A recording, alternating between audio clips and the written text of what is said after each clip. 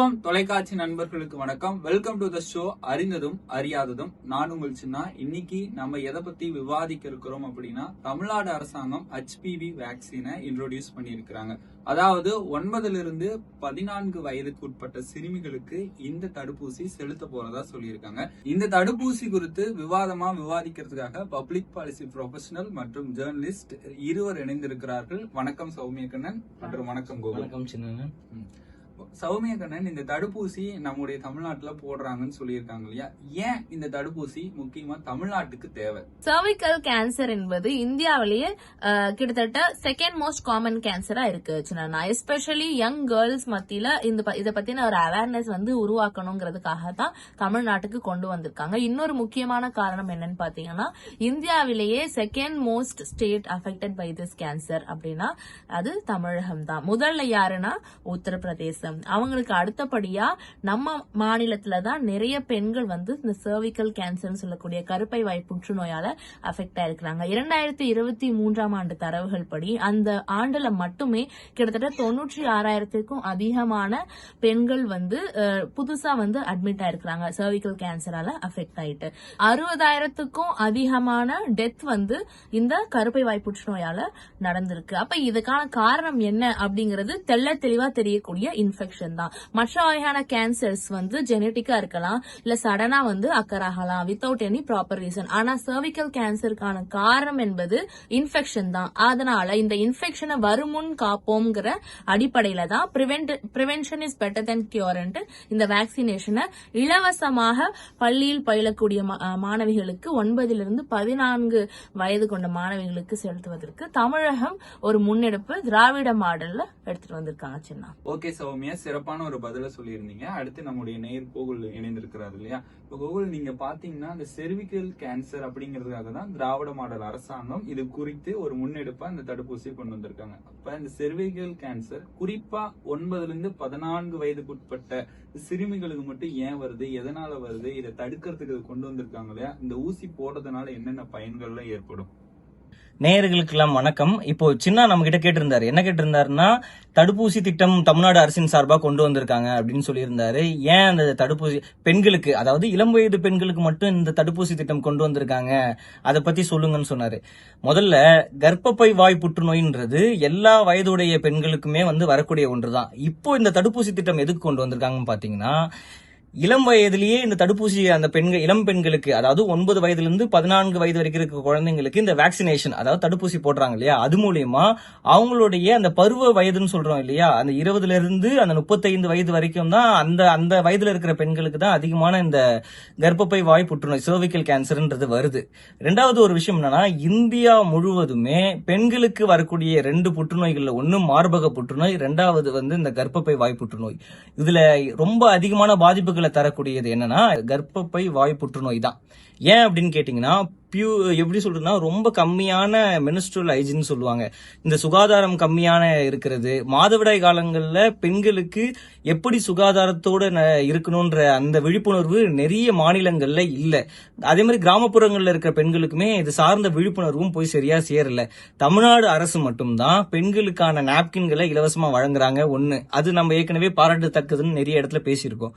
ரெண்டாவது, அதுலயே பாராட்டத்தக்க இன்னொரு இனிஷியேட்டிவ் ஆனது என்ன எடுத்திருக்காங்கன்னா, அதிகமான எண்ணிக்கையில வரக்கூடிய இந்த கர்ப்பப்பை வாய் புற்றுநோய் இதை குறைக்கணும்ன்றதுக்காகவும் இதை எல்லாத்தையுமே எராடிகேட்னு சொல்லுவாங்க. எராடிகேட்னா என்னன்னா ஒழிக்கிறது. எப்படி போலியோ நோயை ஒழிக்கிறதுக்கான வேலையில, டிபியை ஒழிக்கிறதுக்கான வேலையில இந்த இந்திய அரசாங்கமும் தமிழ்நாடு அரசினுடைய சுகாதாரத்துறையும் ரொம்ப வேகமா செயல்பட்டு இருந்தாங்கல்ல, அதே முன்னெடுப்புல இப்போ கர்ப்பப்பை வாய் புற்றுநோயை ஒழிக்கின்ற அந்த இடத்துல தமிழ்நாடு அரசினுடைய சுகாதாரத்துறை முழு வீச்சுல இறங்கியிருக்காங்க.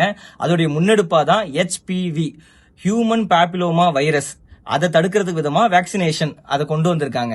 இப்போ எப்படி இது செயல்பட போகுது அப்படின்னு பாத்தீங்கன்னா, இளம் வயதுல இந்த வேக்சினேஷனை செலுத்தும் போது அவங்களுடைய உடல் இந்த வைரஸுக்கு எதிராக தன்னுடைய இம்யூனிட்டியை பில்ட் பண்ணிக்கும். அதாவது நோய் எதிர்ப்பு சக்தி இருக்குல்ல, இந்த வைரஸுக்கு எதிராக நோய் எதிர்ப்பு சக்தியை வலுவானதா மாத்திக்கும். அதனால வருங்காலத்துல அவங்களோட 20 வயசுல இருந்து 35 வயசு வரைக்கும் தான் அதிகமா இந்த கர்ப்பப்பை வாய் புற்றுநோய் வருதுன்னு சொன்னோம்ல, அந்த நேரத்துல இந்த வைரஸ் மூலியமா அவங்களுக்கு எந்த பாதிப்பும் வராது. இதனால கூடிய விரைவில் தமிழகம் கர்ப்பப்பை வாய் புற்றுநோய் இல்லாத மாநிலமா மாறுறதுக்கான எல்லா வேலையுமே தமிழ்நாடு அரசினுடைய முற்போக்கு முன்னோடி திட்டமா இந்த HPV வேக்சின் கர்ப்பப்பை வாய் புற்றுநோய்க்கு தடுக்கிற விதமா வந்திருக்கிற தடுப்பூசி திட்டத்தை பார்க்கலாம்.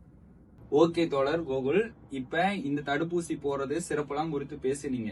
இதுவே இந்த தடுப்பூசிய தனியார் மருத்துவமனையில செலுத்தி கொண்டால் கிட்டத்தட்ட 14,000 ரூபாய் வரைக்கும் செலவாகும்னு சொல்றாங்க. ஆனா தமிழக அரசாங்கம் இதை இலவசமா கொடுக்கறாங்க. ஏன் இலவசமா கொடுக்கறாங்கிற கேள்வி எல்லாம் வேணாம் நமக்கு. ஏன்னா இது மக்களுக்கு ஒரு நன்மை அளிக்கிற ஒரு திட்டம். இப்ப மக்கள் இதை எந்த விதத்துல பயன்படுத்திக்கணும் அப்படிங்கறத என்னோட கேள்வியா இருக்கு. நல்ல ஒரு கேள்வியை சின்னனன் கேட்டிருந்தாரு. என்னன்னா, தனியார் மருத்துவமனைகள்ல இந்த தடுப்பூசிக்கு கிட்டத்தட்ட 14,000 ரூபாய் வாங்குறாங்க அப்படின்னு சொல்லியிருந்தாரு கட்டணமா. ஆனா தமிழ்நாடு அரசு இதை இலவசமா கொடுத்துட்டு இருக்காங்க, கட்டணம் இல்லாம கொடுத்துட்டு இருக்காங்க அப்படின்னு சொன்னாரு. என்னன்னா 14,000 இல்ல, அது 25,000 குவாட்ரிவேலண்ட் வேக்சினேஷன் அப்படின்னு சொல்லுவாங்க. அதாவது 2 தவணையா இந்த தடுப்பூசின்றது செலுத்தணும். 6 மாத இடைவெளியில கிட்டத்தட்ட 2 வேக்சினேஷனா எப்படி கோவிட் நேரத்துல 2 தவணையா நம்ம தடுப்பூசி செலுத்திக்கிட்டோமோ அதே மாதிரிதான் 9 வயதுல இருந்து 14 வயது வரைக்கும் இருக்கிற இளம் பெண்கள் இந்த தடுப்பூசியை 2 தவணையா செலுத்திக்கணும். இதோடைய கிட்டத்தட்ட இன்னைக்கு தனியார் மருத்துவமனைகள்ல இதுக்கு கட்டணமா 25,000க்கும் மேலதான் வசூலிக்கிறாங்க. தமிழ்நாடு அரசினுடைய சுகாதாரத்துறை இதுக்கு கட்டணம் இல்லாம கொடுக்கிற ஒரு நடைமுறையை இப்ப கொண்டு வந்திருக்காங்க. அது மட்டும் இல்லாம பைலட் ஸ்டடி அப்படின்னு சொல்லுவாங்க. தமிழ்நாடு மாநிலம் முழுக்கவும் இல்லாம குறிப்பிட்ட 4 மாவட்டங்கள்ல மட்டும் இத இப்போ இம்ப்ளிமெண்ட் பண்ணிருக்காங்க, கொண்டு வந்திருக்காங்க.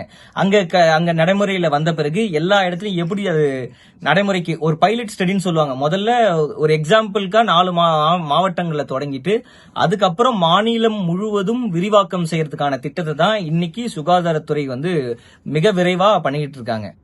அறிந்ததும் அறியாததும் நிகழ்விற்கு நம்மோட சமூக ஆர்வலர் ரியாஸ் அவர்களும் இணைந்திருக்கிறார். இவர்களிடையே இவரும் சில கேள்விகளை பொதுமக்கள் பார்வையிலிருந்து கேட்க நினைக்கிறார். ரியாஸ், உங்களுடைய கேள்விகளை தொடுக்கலாம், அவர்கள் பதில் சொல்ல தயாரா இருக்காங்க. இப்ப பொதுமக்கள் சார்பா நான் இந்த கேள்வி கேட்கிறேன். இந்த கோவிட் டைம்ல கூட வேக்சின் போட்டாங்க. இந்த வேக்சின் போட்டதுக்கு அப்புறம் அதுக்கான சைடு எஃபெக்ட் இருக்குங்கிறது பின்னாடி இந்த ஆய்வுகள் மூலமா தெரிஞ்சிருக்கு. அதே மாதிரி இந்த வேக்சின் போறதால ஏதாவது சைடு எஃபெக்ட் இருக்குமா, அதுக்கான ஆய்வுகள் ஏதாவது இருக்கா? மூட நம்பிக்கைகளை எதிர்த்து நம்ம பேச வேண்டியது மருத்துவத்துறை சார்ந்தவங்களும் சரி, ஊடகத்துறை சார்ந்தவங்களும் சரி, நமக்கு ஒரு முக்கியமான ஒரு கடமையா இருக்கு. முதல் விஷயம் அண்ணனுக்கு தெரிஞ்சுக்கணும்னா, ஆய்வு முடிவுகள்னு சொன்னீங்கல்ல, ஆய்வு முடிவு நேரடியா எடுத்து பாத்தீங்கன்னா லேண்ட்செட்னு ஒரு சயின்டிபிக் மேகசின் ஒன்று இருக்காங்க. அவங்களோட இதுல எந்த இடத்துலயுமே கோவிட் வேக்சின் போட்டவங்க, அதாவது கோவிஷீல்டா இருக்கலாம், கோவேக்சினா இருக்கலாம், எது போட்டவங்க, இது ரஷ்யனுடைய வேக்சின் இருக்கு, அப்புறம் ஜான்சன் அண்ட் ஜான்சன் அவங்களுடைய கம்பெனில இருந்து வேக்சின்ஸ் இருக்கு.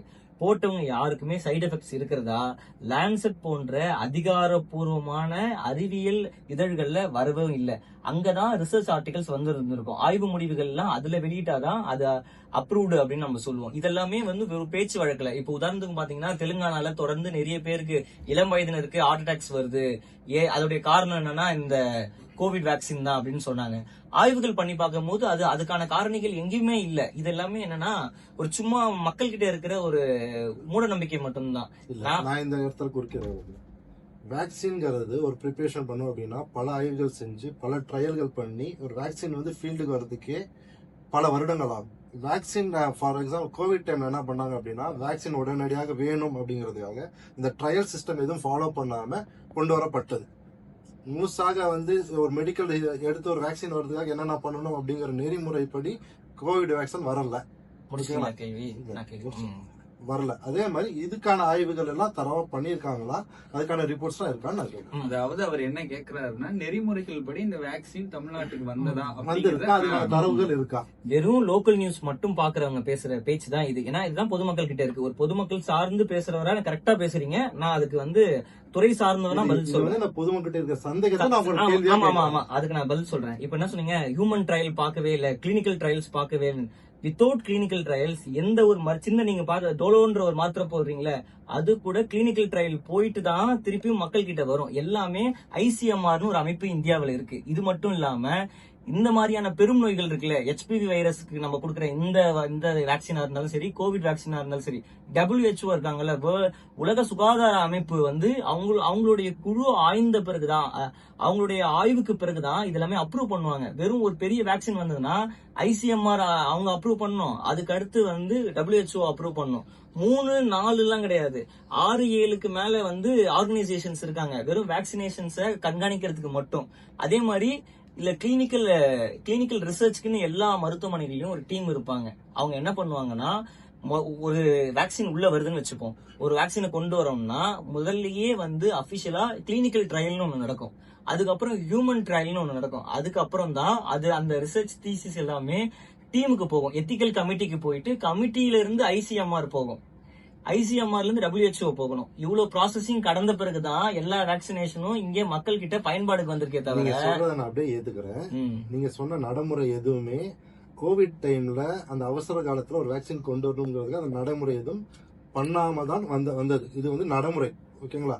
அந்த நடைமுறை இல்லாம இப்ப நீங்க கொண்டு வந்த வேக்சினுக்கு நீங்க சொன்ன நடைமுறை எல்லாம் பின்பற்றி இருக்கா, அதுக்கான தரவுகள் இருக்காதான் உங்கள்கிட்ட? இப்போ தோழர் கேட்ட எல்லா கேள்விகளுக்கான தரவுகளும் சாஃப்ட் காப்பியாவும் என்கிட்ட இருக்கு, ஹார்ட் காப்பியாவும் என்கிட்ட இருக்கு. எல்லாமே வந்து பொதுமக்கள் இடத்துல இருந்து நம்ம பேசிட்டு இருக்காங்க. அதுக்கு நம்ம தரவுகள் சார்ந்து பதிலளிக்கும் போது தான் அவங்களுக்கு விழிப்புணர்வுன்றது போய் சேரும். இப்போ நம்மளுடைய இந்த நிகழ்ச்சியினுடைய இந்த காணொலியினுடைய முக்கியமான பதிவு என்னன்னா, கண்டிப்பா 9 வயதுல இருந்து 14 வயது இருக்கிற எல்லா இளம் பெண்களும் இந்த தடுப்பூசியை கண்டிப்பா போட்டுக்கணும். அரசாங்க பள்ளிகள் மூலமாகவும் இது வந்து மக்கள் கிட்ட கொண்டு போய் சேர்க்கிறாங்க சுகாதாரத்துறை. இந்த முன்னெடுப்பை நம்ம பாராட்டுறோம். இதை எல்லா இடத்துக்கும் பரவணும். தொடர்ந்து மற்ற மாநிலங்களும் இதை பின்பற்றணும்ன்றத வந்து ஒரு கருப்பொருளா வச்சு என்னுடைய நன்றியை நான் சொல்லிக்கிறேன். ஓகே, காரசாரமான விவாதம் இப்பொழுது நடந்தது. HPV வைரஸ்னா என்ன, யார் போட்டுக்கலாம், எந்த வயது சிறுமிகள் போட்டுக்கலாம், எங்க போடுறாங்க, எவ்வளவு விலை, இது குறித்துலாம் விவாதமா விவாதிச்சிருக்காங்க. அதனால இந்த காணொலியை நீங்களும் பார்த்திருப்பீங்க, உங்க நண்பர்களுக்கும் ஷேர் பண்ணுங்க. இது போன்ற நிகழ்வுல நான் உங்களை அடுத்த நிகழ்ச்சியில சந்திக்கிறேன். அதுவரையும் உங்களிடமிருந்து விடைபெறுவது நான் உங்கள் சின்னா.